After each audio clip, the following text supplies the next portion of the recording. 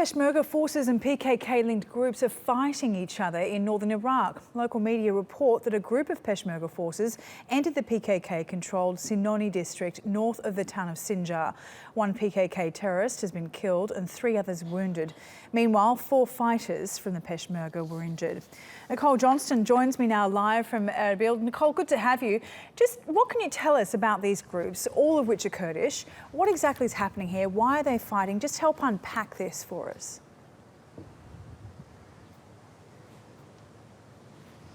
Well, it's very complicated, actually. Just to backtrack a little bit, the Sinjar region was under the control of Daesh a couple of years ago. At the end of 2015, Peshmerga forces, as well as the PKK and a number of different militia groups, defeated Daesh, pushed them back from Sinjar to another frontline position some 10 kilometres away.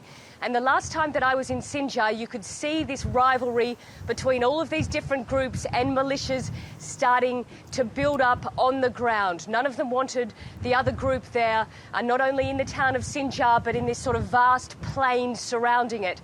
As I said, you know, you've got the Peshmerga forces there, you've got the PKK, there's another group called Yabasha, which is an Iraqi offshoot of the YPG. So all of these groups are there contesting territory, wanting to hold ground. And in a wider context, this is something that's not only happening in Sinjar, but it's starting to happen in many different areas of Iraq. Even in East Mosul city, you can see different forces holding different areas, different territory. So one of the concerns of many people is that once Daesh is defeated properly in Mosul and the Nineveh Plains, what are we going to see happen with these different groups on the ground that control different territory? So what is the PKK doing there exactly? Is there a particular reason why it wants control of Sinjar province?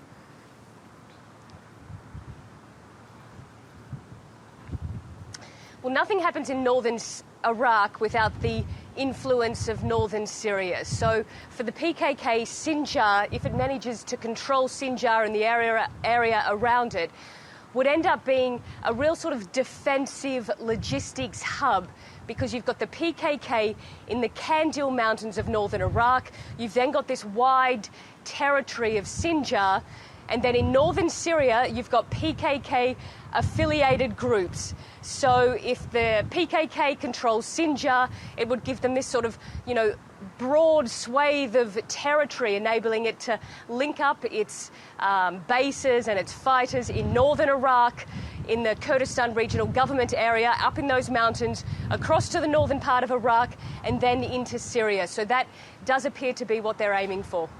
Certainly complicated, but interesting nonetheless. Now, Nicole, you've been in Mosul covering the huge exodus of civilians since the fighting there started. What are the latest numbers of people leaving?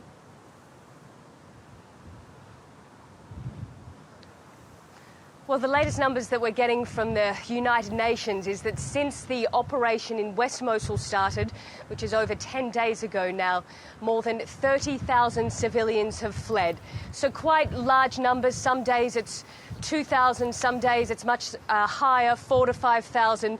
We are hearing that it is getting difficult for civilians to get out. The reason for that is Daesh has put up some really strong defensive positions in some of the neighbourhoods, and those positions mean that civilians can't get out.